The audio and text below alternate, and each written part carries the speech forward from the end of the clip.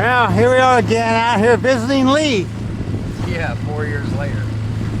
And Christine, how you doing? And yours truly. Well, maybe not, but whatever. We're gonna go out and visit Lee's solar boat, the Electric Blue. Largest solar boat in the United States. I like the plant on the deck. Oh yeah. Washington, D.C., Electric Blue.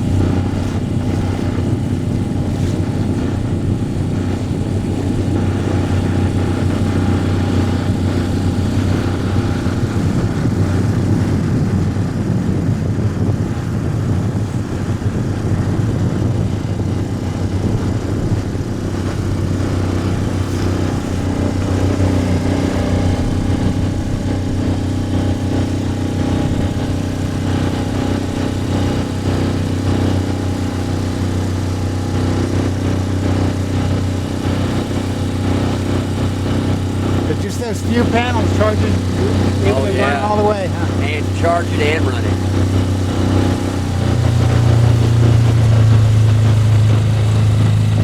Yeah, I designed her to be overpowered to run on totally cloudy days. And if I had the other half of the array on it, she would. I mean, I run it full power on mostly cloudy days now.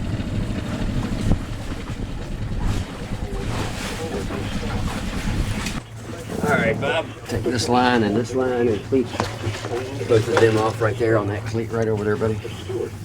That one right there. Just pull both of them tight. Both of them around that cleat right there.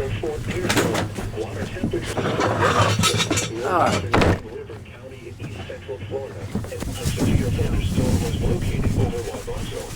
That's the motor right there? Yeah. So the red thing is the motor. It's held in place with turnbuckles so I can adjust it to any angle that I want. The white thing sitting on top of it's my blower. Somebody liked my shroud more than we did, so they stole it from us. So I had to make one. And the whole boat's running off those 9 batteries right there. And I'll really just use those batteries to balance the electricity coming from the solar array. So when I go behind the cloud, I pull off the batteries. When the sun comes out from behind the cloud, then I charge the batteries. Mm-hmm. So it's just a case of, when the sun's shining, you take the power and put it in the batteries, and when the sun's not shining, you pull it out of the batteries and run the motor with it. And the boat makes way more power than the boat needs. How much are the batteries? The batteries are, as far as cost or how much Cost. they hold? Those are like $90. $90 a shot. Yeah, And so ideally you want another 9 or something? Ideally, there should be 100 of those on the boat. Oh, really? Wow. We should have the same amount of energy as a Tesla. Hmm. So they're long-range Tesla. What you have to understand is we weigh 10 times more than a Tesla. Mm-hmm. So, and we'd like to be able to operate 24 hours a day, 7 days a week. So to be able to operate 24 hours a day, 7 days a week, you need about 100 kilowatt hours of power on the boat to do that. It's a lot of weight. How much is it? Actually, no, it won't be that much, really. How much do the batteries weigh? It'll probably only be somewhere along the lines of about 1,600 pounds in batteries. Hmm. We won't be using lead acid. We would use lithium for that. Oh, so those are not lithium batteries? No, those are lead acid batteries, and we'll be pulling those out. They're just a temporary solution to test the system to make sure that it performs up to the specifications. And what we've found so far is we have half of the array and 1/20th of the battery bank, and the boat goes twice as far and twice as fast as we thought. So we're real happy with the results. The boat will do basically 3 knots on 1,600 watts. That's not bad. And we just, like I said, threw everything in here to be able to make the trip. But that whole, from the stern all the way to the bow, the only thing that's original in that AMA is the 1/4 inch of paint on the outside of the boat and the 1/8 inch of fiberglass on the inside of the boat. Hmm. We found that it was just all rotten. We were actually taking out mahogany with a vacuum cleaner. Mm-hmm. It was that rotten. So we had to rebuild the whole thing. So we didn't get to finish, but over here you can see an idea of, we're not done with the remodel, but it gives you a little bit of idea. It's going to look a little bit better when we're done. So we were working on that side, but then we stopped and we found out that the other side was total. So we didn't finish out that side. I thought there was water on there, but that's just the shine of the resin. Yeah. Yep. That's the first fiberglass I ever did in my life. Yeah, extra fiberglass just adds weight. Yep.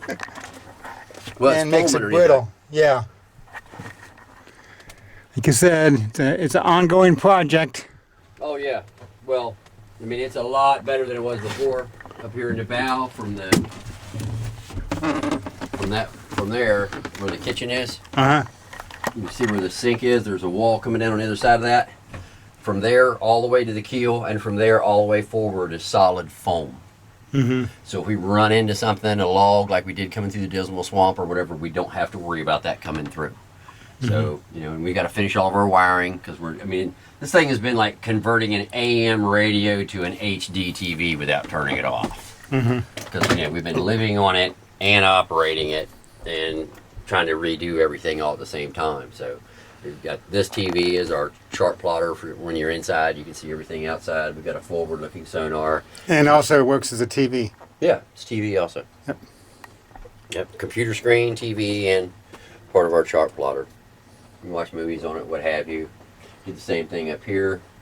A lot of stuff is still got to be finished wiring up, but that's, you know, the boat does twice as good as we thought it would.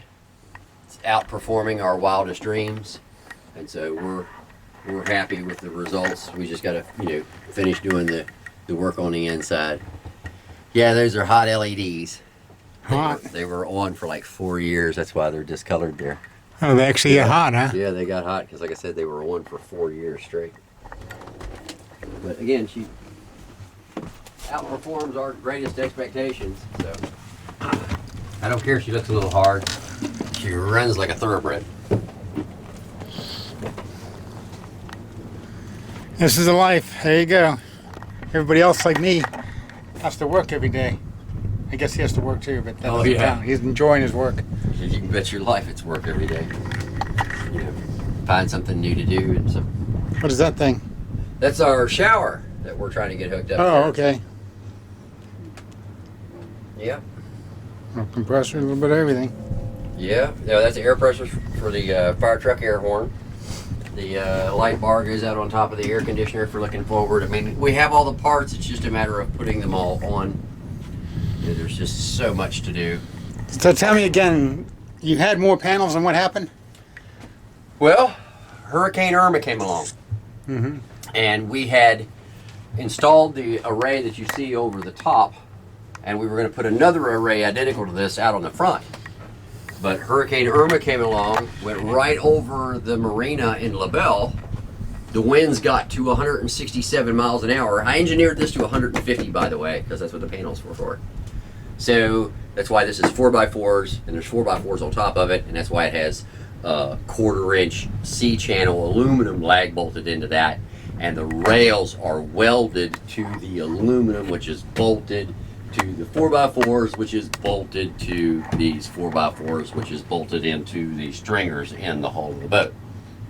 So we had Hurricane Irma come across, and when she came across, there was a tornado that was spawned off of Hurricane Irma that went through the marina in LaBelle, and it tore down 18 trees and picked up a bunch of boats and flipped them over and destroyed the place, and it sucked the panels out of the frames. So the panel frames were still on the boat, but the glass panels, the wafers themselves, were gone. So we came back to a roof that looked like a bunch of picture frames were bolted on up there with nothing in them. So we'll never see those panels again. Goodbye, $5,000. Yeah, just flew right away. Nobody saw any of them again. They were all gone. So now we're going to put flexible panels out over the front of the boat and cover the whole bow out there with flexible panels. And we're going to use... and you can walk on them? Yeah, you'll be able to walk on them. We use their Sun Power X25s, which means that they're 25% efficient, as opposed to these, which are 21.8%. These are... so they're actually better. X21, yeah, they're better. 3 times the money, but hey, you know. So when we have that out there and these, we'll be able to operate, you know, in extremely poor conditions. Because right now, I mean, we're even still making way and charging the batteries on a mostly cloudy day or a partly sunny day. We are still able to make enough power to operate the boat all day and charge the batteries. And so you're getting close to 20 miles We're typically? doing over 20 miles. So for so today we did 23.8 miles coming here, and so we averaged 4.3 miles an hour, and the fastest that we traveled during the day was 5.6. And we pulled back from the speed because there was rain clouds up here, and we didn't want to get into the rain. We wanted to stay in the sunshine. So we slowed down and let the rain clouds go by, and then accelerated up and came up. So it was that we missed the rain that you got, and we missed the rain that was here. So we just went in between the two storms, and we just hung out in the middle. So that's why we have the decrease. But we normally average, somewhere right along in there. And we're, like I said, we're making a lot better way than we thought we would. I mean, we're quite confident that we have a 40-mile-a-day boat. So if you were running hard, you could easily do 40 miles in a day. So that's what we're looking forward to doing. We're going to put some more batteries in the boat and put the other array out there, and then we'll do more testing. And we're going to use a lithium battery, a different. How much are those batteries? Those batteries, $25,000 maybe? Yeah. Somewhere right there. 30. Correct me if I'm wrong. Is it really cheaper for electric or gas? It's cheaper for electric. I don't have $25,000. Yeah, but just kidding. The You can also live off of it and everything else. I live off of That's it. everything. So it's you don't have your $200, $300, $400 a month electric bill. Okay, so that's gone. You don't have the regular fee that they charge you even if you're not using electricity, which is your connection fee. Mm-hmm. You don't have all of those taxes on it. You don't have a fuel bill. So we don't pay to do the loop by fuel, to do the loop and buy the fuel. It's about $12,000 to $15,000, $25,000 depending upon the size of your boat. Mm-hmm. So a little guy might get around it for $12,000. So this boat here, if you put outboards on it, would cost you $12,000, $15,000 to do the trip that we're about to do, and that's only a year. Mm-hmm. These panels will give us power for 25 to 30 years. Mm-hmm. So when you look at 25 to 30 years of $10,000 a year, that's $250,000. Mm-hmm. How can you not do it? Mm-hmm. So it's a lot more advantageous to do it now with the panels and the new as long as you're not in a hurry. Right. Well, now you can still do it if you're in a hurry. You can do it with a hybrid system and have additional generator backup to make you go faster. You can put larger batteries in and a larger array in, and then only charge every day, but only run on certain days. And the certain days that you run, you've got so much battery capacity that you can run faster. But the goal of this was to be able to outrun a sailboat on average. And so we can do that because the boats that have been passing us are motor sailing. Mm-hmm. So, but anybody that's just running a regular sailboat, we'd be able to easily keep up with, especially once we have the other half of the solar array and the rest of our batteries. Because technically we're operating on half the solar array and 1/20th of the batteries. So, we were able to get, what was our top speed? We did 6.3 or something like that. Mm-hmm. So we've done 6.3 knots in the boat. And you're not really trying at the 4.3 or 5.6 that you did today. You're not trying to go fast. You're just trying. No. And again, today you saw how cloudy it was. I mean, look out there. This is the first real sunshine we've seen is this afternoon. This morning it was rainy, foggy, nasty weather. And we barely saw any sun at all. And we still averaged 4.3. Mm-hmm. So, you get, more sunlight, you can go faster and go harder. And when we have more solar array and more batteries, we can balance that better. Because when we're running along good and we've got that extra power coming in with the larger solar array, you can stick it into the batteries. And then when the sun goes behind a cloud, you pull it back out of the batteries. So we play that game all day long, trying to, come up with the power that we need. The great part about it is we're only operating with half the solar array, and we're still got more power than we need. Mm-hmm. So And all that's automated pretty much. Yes, I have You don't have to flip a switch every time you want to go. No, I don't. And the great part about it is I've developed a solar cruise circuit. And that solar cruise, when you start out in the morning, you push your throttle forward, and then you hit automatic. And what will happen is the boat will monitor the battery's state of charge and will monitor the throttle. And so as it starts charging the batteries and the batteries start coming up, it will start increasing the speed of the boat. Mm-hmm. And so the more charge you get, the faster the boat goes. And what it does is it's designed to fully charge the batteries by the end of the day, but gave you optimum power all day. So you get the maximum range and fully charged batteries at the end of the day. So you're not wasting power in any way, shape, or form. And it should be able to give you another about 5, 10, 15 miles a day once it's installed on the boat. Mm-hmm. Cool. And that again is Lee, and he's eventually doing the Great Loop. Yeah, a long project. Yeah, that's what we're doing now. We're doing this half of it anyway. We're at least going to go to Buffalo, New York. Where it's cold in the wintertime. We won't be there in the winter. Yeah, we're going to go across and come back more than likely. So he wasn't joking when he said if the engine breaks down, you'd be paddling. See? Told you. So what we're saying now is the electric is... This is why I like electric. Is that kill? Oh, no. Good.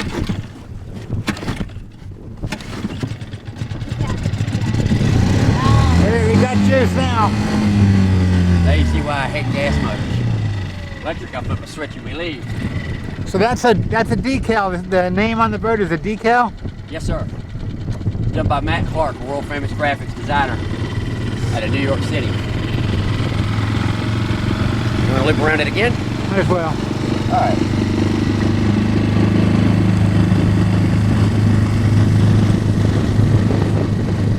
The way we've designed it is we want to support wounded warriors, so we've made the whole boat wheelchair accessible. So that back end there is going to be a wheelchair accessible restroom. That's Okay. why there's no window in there. So you can roll a wheelchair right on the side, you can roll a wheelchair right up underneath the helm. They can drive the boat if they're visually impaired. We've got that bigger screen that you saw there in the middle that will allow them to see the instruments and see a forward-looking video camera, thermal imager like you saw we had on it before, and be able to allow, you know, people who are paraplegic to be able to operate the boat. So that's why we've done all that, is for wounded warriors, to allow them to come on the boat and drive it. So hope to work with them in the future.